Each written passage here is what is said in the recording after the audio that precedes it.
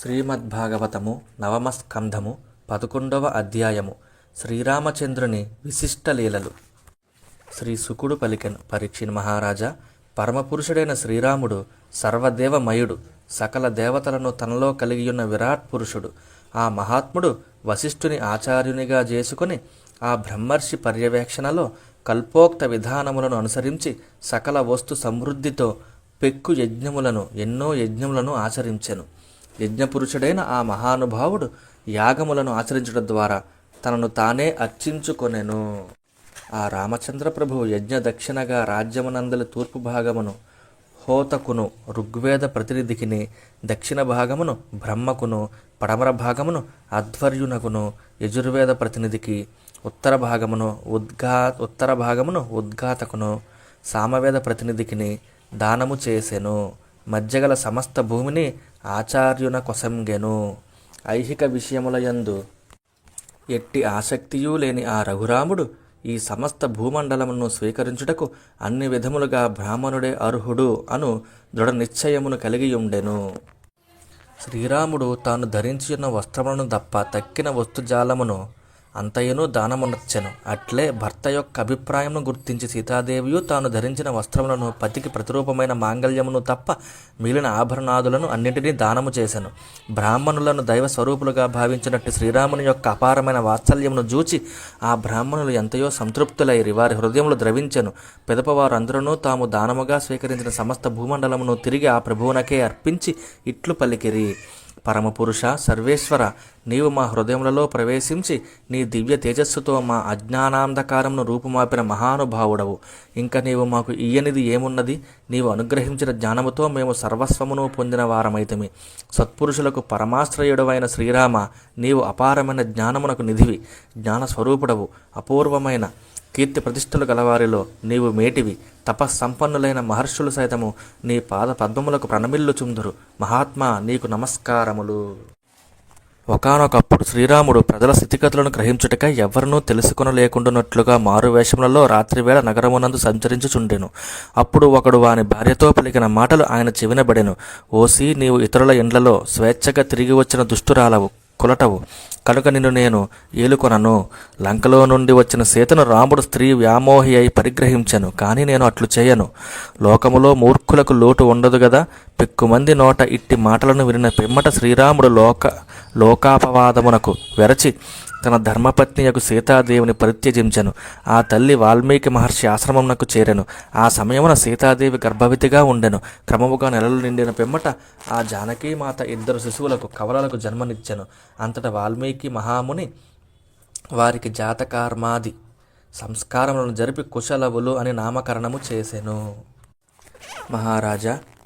పరీక్షిణ మహారాజా, లక్ష్మణస్వామికి అంగదుడు, చిత్రకేతువు అను 2 కుమారులు కలిగిరి. తక్షుడు, పుష్కలుడు అనునవి భరతుని సుతుల పేర్లు. శత్రుఘ్నుని తనయులు సుబాహువు, శృతసేనుడు. భరతుడు దిగ్విజయయాత్ర వనర్చుచు కోట్ల కొలది గంధర్వులను హతమార్చెను. పిమ్మట అతడు ఆ గంధర్వుల సంపదలను తీసుకుని వచ్చి శ్రీరామచంద్ర ప్రభువునకు సమర్పించెను. శత్రుఘ్నుడు మధురాక్షస కుమారుడైన లవణాసురుని చంపి అతని మధువనమునందు మధురాపురమును నిర్మించెను. శ్రీరామునిచే త్యజింపబడి వాల్మీకి ఆశ్రమమున ఉన్న సీతాదేవి తన 2 కుమారులను ఆ మునీశ్వరునకు అప్పగించెను. పిదప ఆ సాధ్వి తన పతిదేవుడకు రామచంద్ర ప్రభువు యొక్క పాద పద్మములను ధ్యానించుచు తన తల్లి అయిన భూదేవి గర్భమున ప్రవేశించెను. భూదేవి గర్భమున సీతాదేవి ప్రవేశించిన వార్తను వినినంతనే శ్రీరాముడు మానసికముగా మిగులు ఖిన్నుడయ్యను. ఆ మహాత్ముడు ఆ దుఃఖమును నిగ్రహించుకొనుటకు సర్వసమర్థుడే అయినను తన ధర్మపత్ని యొక్క సీతా సాధ్వి యొక్క ఆయా ఉదాత్త గుణములు పదే పదే తెరలుగా స్మృతికి వచ్చుచుండుటచే ఆ బాధను ఆపుకొనలేకుండెను. పరస్పరము ప్రేమానురాగములతో పెనవేచుకొనిన స్త్రీ పురుషుల మధ్య సంభవించిన వియోగ బాధ దుర్భరమైనది, భయావహమైనది. ఇది లోక విదితము. ఇందులకు మహాపురుషులు సైతము అతీతులు గారు.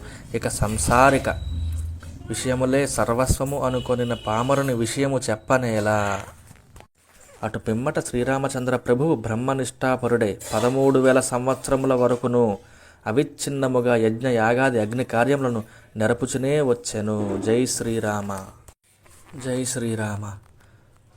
శ్రీరామచంద్ర ప్రభువు 11,000 సంవత్సరములు రాజ్యపాలన చేసెను అని వాల్మీకి రామాయణములో పేర్కొనబడినది. దశవర్ష సహస్రాన్ని దశవర్ష శతాని చ రామో రాజ్యముపాసీత్. ఇక్కడేమో 13,000 సంవత్సరములను తెలుపబడినది. ఏలయన 1000 సంవత్సరముల కాలములో సీతాదేవితో ఎడబాటు కారణముగా ఆ ప్రభువునకు ప్రతి 100 సంవత్సరములు 300 సంవత్సరములుగా అనిపించెను, అనగా క్షణముక యుగముగా గడిపినాడన్నమాట. ఇట్టి సమన్వయంతో వైరుధ్యము తొలగిపోయినట్లే. అందుకే 13,000 సంవత్సరములని పేర్కొనబడినది శ్రీమద్భాగవతములో. అంటే 1000 ఇంటూ 3,000 సంవత్సరములు అని. 10,000 సంవత్సరములు సీతాదేవితో ఉన్నారు. ఈ 1000 సంవత్సరములు అనగా 3,000 సంవత్సరములు సీతాదేవితో ఎడబాటులో ఉన్నారు. జై శ్రీరామ. అంతటా ఆ స్వామి తన వనవాస సమయమున దండకారణ్యమునందలి కంటకములకు పసివాడిన తన పాద పల్లవములను, చిగురుటాకు వలె కోమలములైన తన పాదములను తనను అనుక్షణము స్మరించడి సాధుజనుల హృదయములయందు నిలిపి జ్యోతిర్మయమైన పరంధామమునకు చేరెను. పరీక్షిత్ మహారాజా, శ్రీమన్నారాయణుడే దేవతల అభ్యర్థనపై లీలామానుష విగ్రహుడై ఈ భూతలమున శ్రీరాముడుగా అవతరించెను. ఆ పురుషోత్తమునితో సమానులైన ప్రతిభాశాలురు ఎవ్వరూ లేరు. ఇక ఆ స్వామిని మించిన వారు ఎట్లుందురు?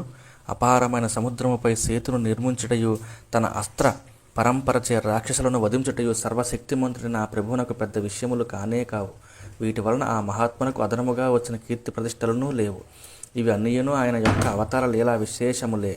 శత్రు అంటే రాక్షసాది సంహార విషయమున వానరుల సహాయమును స్వీకరించుట కూడా ఆ పరాత్పరుని లీలలలో ఒక భాగమే. ఆ రఘురాముని యశస్సు నిర్మలమైనది, అది సకల పాపములను రూపుమాపును. దిగ్గజములకు ఆభరణ రూపమైనది, అనగా దిగంతముల వరకును పరివ్యాప్తమైనది. అట్టి మహిత యశస్సు నేటికి నీ రాజసభల యందు మహర్షులచే కొనియాడబడుచున్నది. పవిత్రములైన ఆ స్వామి పాద పద్మములకు ఇంద్రాది దేవతలు వాసిగాంచిన భూపతి